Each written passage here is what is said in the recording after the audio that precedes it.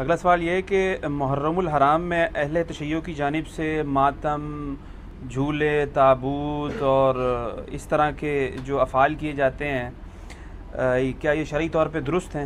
کوئی شریعت سے اس کا تعلق نہیں، سب کی سب بدعات ہیں، دین کے اندر ایگزیجریشن کی گئی ہے اور اس سے بھی آگے بڑھ چکے ہیں۔ اب تو زنجیر زنی اور چھریاں مارنے تک بات آ چکی ہے، حالانکہ مفتی اعظم جو ہیں ایران کے خامنائی صاحب، ان کا فتویٰ ہے کہ یہ حرام ہے چھری مارنا اپنے آپ کو۔ وہاں تین مختلف کیوں؟ شہید ملت ہمارے بزرگ فاضل الوی صاحب کہا کرتے تھے، سوچ کسی اور جگہ پہ نہ لگانا، جو بات میں پیدانے لگا اس بات کو سمجھا۔ تین جگہوں پہ کنکر کیوں مارے جاتے؟ بچوں کے لیے بات کھولنے لگا۔ اس شیطان نے تین مختلف حلیوں میں آ کے ابراہیم کی قربانی کو روکنے کی کوشش کی۔ خدا نے کہا قیامت تک کے لیے اس کے تینوں حلیوں پہ لعنت کرو۔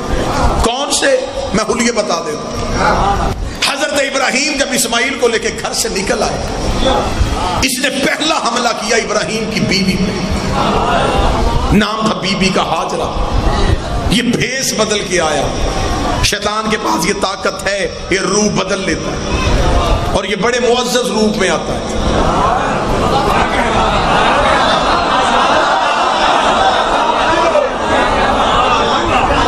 شیطان جب بھی آیا مولوی کا روپ میں آیا، ماتمی کا روپ میں نہیں آیا۔ یہ کپڑے وہی پہنتا ہے جو اسے فٹ ہو۔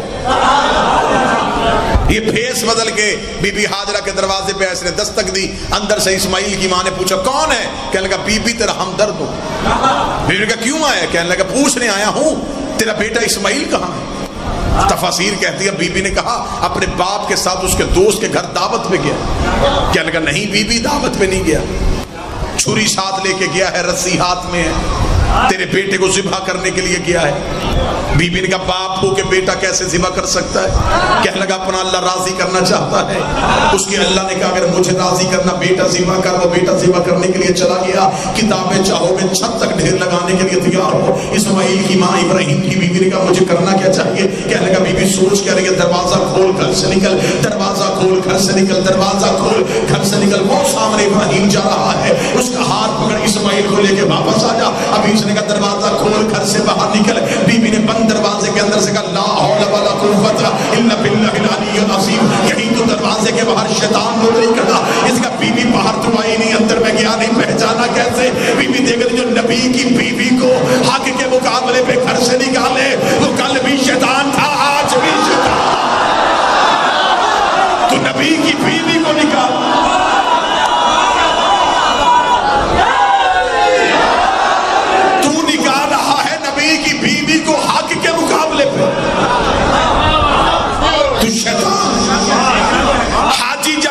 شیطان کو پتھر مارتے ہیں تو صرف شیطان کو نہیں لگتا، ہر اس بندے پہ لعنت ہوتی ہے جس نے جس بھی دور میں یہ کام کیا۔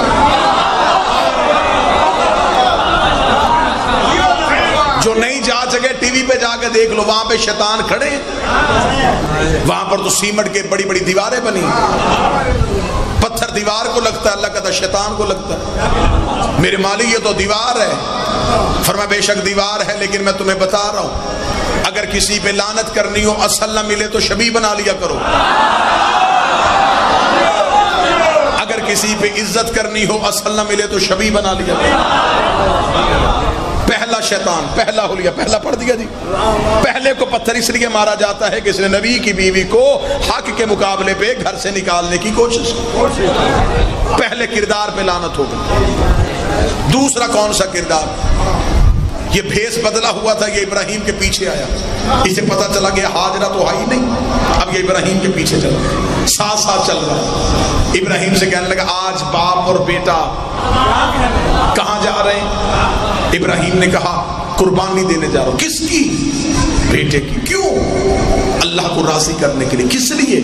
فرمایا خواب آیا ہے. جب خواب آیا ہے, اور قرآن بھی کہتا ہے لقد صدقت الرؤیا, ابراہیم نے خواب دیکھا تھا, اس کی تعبیر کی. جب ابراہیم نے کہا میں نے خواب دیکھا ہے, ابلیس دیکھ کر جانے دے ابراہیم, میں نے بھی کئی بار ایسے خواب دیکھے ہیں, میں نے تو کبھی اپنا بچہ ذبح نہیں کیا. اتنا کہنا تھا, ابراہیم نے پھیرتی ہوئی آنکھوں سے دیکھا, آواز آئی لا حول ولا قوت الا باللہ العلی العظیم. کیا تو شیطان ہے؟ کہنے لگا تو نے کیسے پہچانا؟ فرمایا تو نبیوں کو اپنے جیسا سمجھے, وہ بندے نہیں ہوتے, شیطان ہوتے. جو بھی نبی کو اپنے جیسا سمجھے, جو بھی سمجھے,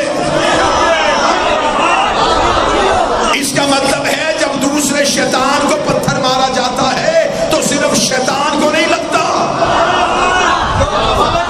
ہر اس بندے پہ لعنت ہوتی ہے جو نبی کو اپنے جیسا سمجھے. 2 لعنتیں پہنچ گئی, تیسری پہنچنے لگی. ہاجرہ پہ حملہ کیا, ہاجرہ نے پہچان لیا. ابراہیم پہ آیا, ابراہیم نے پہچان لیا. جناب ابراہیم اسماعیل کو بٹھا کے جگہ صاف کر رہے تھے کہ یہاں بیٹا لٹانا ہے. یہ اسماعیل کے پاس آ کے بیٹھ گیا. اس نے کہا یہ جلدی آ جائے گا, یہ بچہ ہے. اسے نہیں پتا تھا نبی بچپن میں بھی نبی ہوتا ہے. اسماعیل کے پاس بیٹھ کے کہنے لگا کتنا خوبصورت ہے, کتنا پیارا ہے, کیوں باپ کی بات مان رہا ہے؟ ابراہیم کی طرف دیکھ کے اسماعیل نے کہا کیا کروں؟ کہنے لگا جا گھر جا, ماں انتظار کر رہی ہے. اسماعیل نے کہا پاپا کیا سوچے گا؟ کہنے لگا جانے دے, باپ بڑھا ہو گیا. بڑھاپے میں فیصلے ٹھیک نہیں ہوتے. اس نے بڑھاپے میں بات کہہ دی, تو نے مان لی, جا گھر جا, تیری ماں انتظار کر رہی ہے. اس نے اتنا کہنا تھا کہ بڑھاپے میں بات نہیں مانتے. اسماعیل نے پھر دی آنکھوں سے دیکھا, نیچے سے پتھر اٹھایا, پتھر کا اٹھانا تھا, شیطان بھاگا. اسماعیل نے پیچھے سے پتھر مار کر لا حول ولا قوت الا باللہ العلی العظیم, تو مجھے گمراہ کرنے آیا تھا. کہنے لگا تیری ماں نے پہچانا, چپ رہا, تیرے باپ نے پہچانا, چپ رہا, تو بھی بچہ ہے, تجھے کیسے پتہ چل گیا؟ اسماعیل نے کہا کام بخت تجھے نہیں پتا, جو نبیوں کے دماغ میں شک کرے وہ کل بھی شیطان تھے, آج بھی شیطان.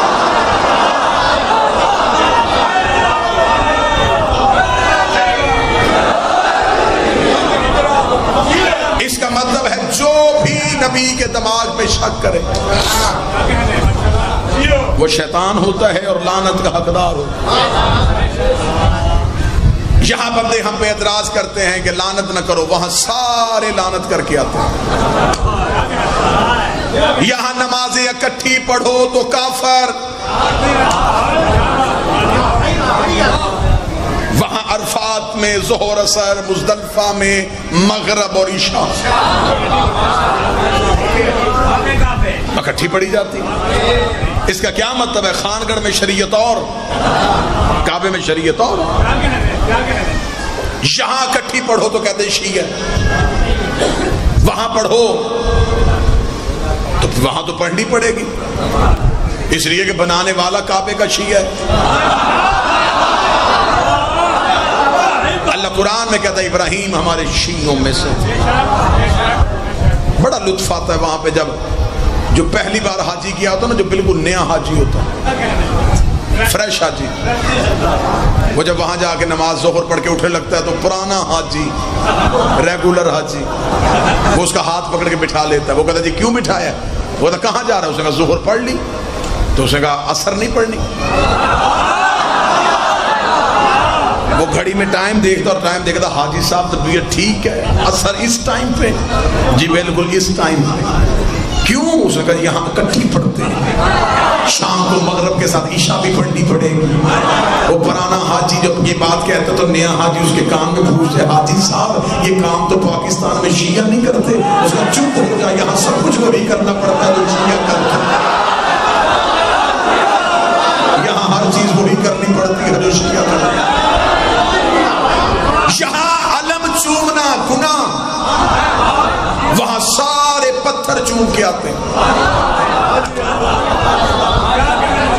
جس پتھر کو بوسہ دیتے ہیں اس کا نام ہے حجر اسود. حجر کہتے ہیں پتھر کو, اسود کہتے ہیں کالا, کالا پتھر. جاؤ جا کے حاجیوں سے پوچھو اس پتھر کو عزت کیے بغیر کوئی بندہ اپنا حج مکمل ہی نہیں کر سکتا.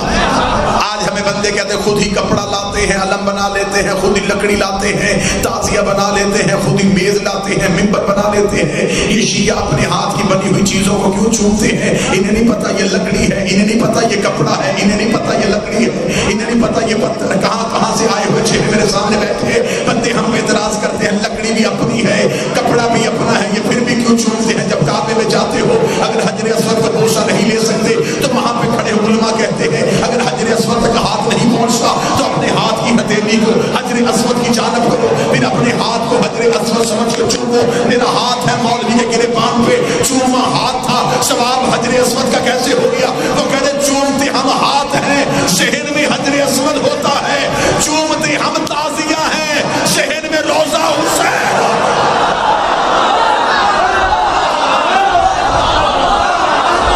سارے حج میں حسین کی عزاداری کا جواب مل رہا ہے جی. سارا حج حسین کی عزاداری کے جواب میں. یہاں بندے ہم پہ اعتراض کر دے تھی, مجلس ہو رہی تھی, مستورات ساتھ بیٹھی تھی, اعتراض کرنے نا, ڈھونڈنے اعتراض. جی جلوسوں میں عورتیں ساتھ, مدرسوں میں ساتھ. اسلام تو پردے کا حکم دیتا, اسلام تو عورت کو چار دیواری میں رہنے کا حکم دیتا. یہ مدرسوں میں کیوں بیٹھتی ہیں؟ آؤ میں تمہیں جواب دوں. یہ جتنی بیٹھی ہیں مجمع میں کسی کی ماں, کسی کی بہن, کسی کی بیٹی, کسی کی بیوی. جب طواف کعبہ کرتے ہو عورت کسی ملک کی, بیٹھے ہیں نا, چلے گئے مرد کسی ملک, وہاں بھی بندہ غیرت کرے اللہ کے گھر کے دروازے کے سامنے ہاتھ پھیلا, نہیں میرے اللہ ایک دن عورتیں طواف کریں, ایک دن مرد طواف کریں. لیکن کہتے جی وہاں تو عبادت ہو رہی ہوتی ہے, عبادت میں تو ہوش ہی نہیں ہوتی. جس نے کعبہ بنایا وہاں ہوش نہیں ہوتی, تو جس نے کعبہ بچایا تھا.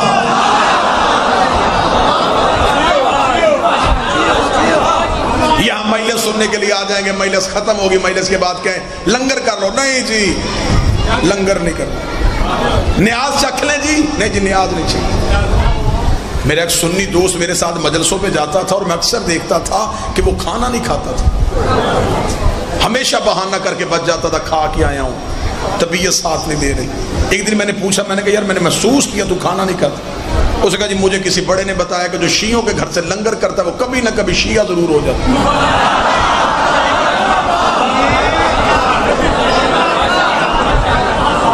بات تو سچ ہے, لنگر بولتا تو ہے. یہ بات میں نے تو نہیں بنائی, بزرگوں نے بنائی تھی. جس کا کھاؤ.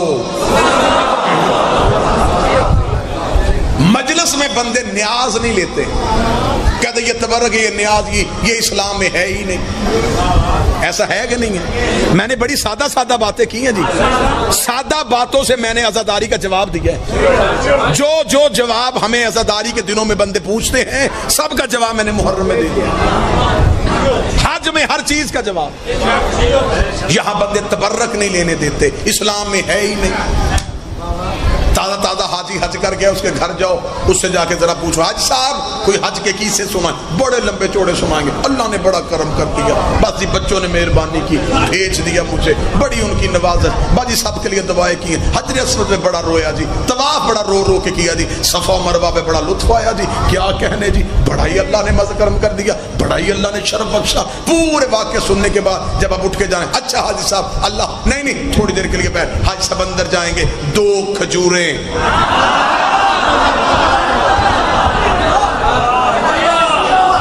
چھوٹی شیشی میں پانی. فوراً حاجی صاحب سے آپ کہیے گا حاجی صاحب یہ کیا ہے؟ یہ کھجوریں اور پانی. نہیں حاجی صاحب کھجوریں تو یہاں سے بھی مل جاتی ہیں, پانی ہمارے گھر میں. یہ وہ نہیں ہے, یہ میں وہاں سے لے کے آیا ہوں. کہاں سے لے کے آئے ہیں؟ یہ جی میں تبرک لے کے آیا ہوں. تجھے اسماعیل کی ایڑیوں سے نکلنے والا پانی تبرک لگ گیا, حسین کی سبیل کا پانی سے.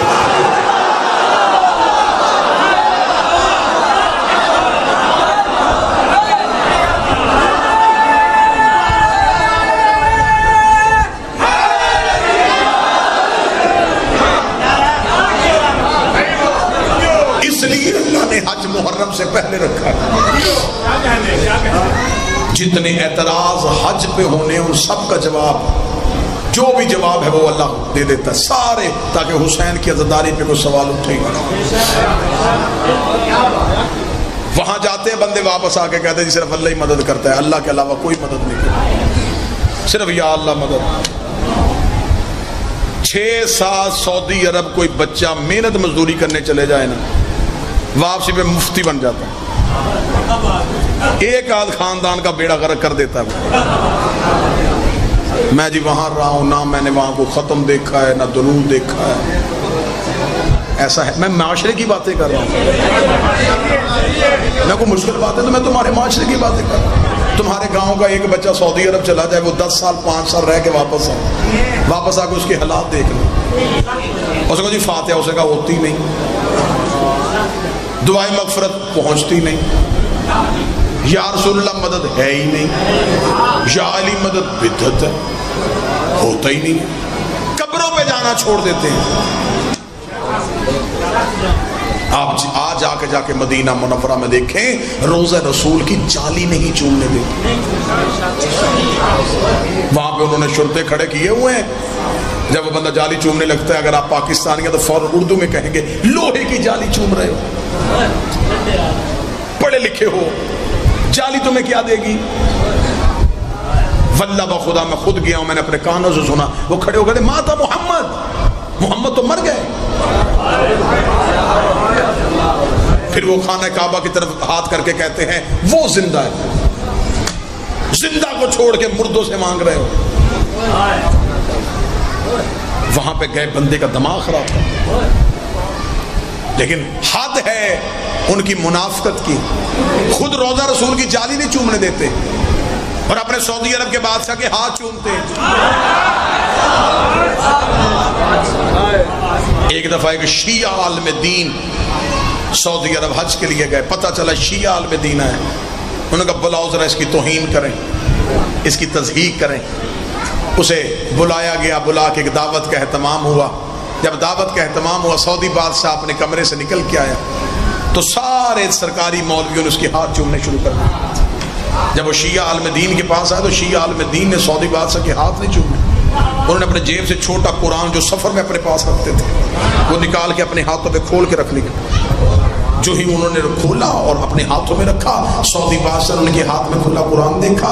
سعودی بادشاہ قرآن کو چومنے کے لیے جھکا, انہوں نے قرآن بند کر دیا. سعودی بادشاہ نے قرآن کو باہر سے چوما, جب چوم لیا تو اسی وقت شیعہ عالم دین کا سعودی بادشاہ اتنا بڑا شہنشاہ ہو کہ یہ کون سا چمڑوں جیسا کام کیا ہے. اس نے کون سا کام کیا ہے؟ اس نے کہا یہ تو نے چمڑے کی جن چوم دی ہے. اس نے چمڑا تو نہیں چوما, میں نے تو قرآن چوما ہے. انہوں نے قرآن کھول کر, قرآن اندر ہے باہر چمڑا ہے, قرآن اندر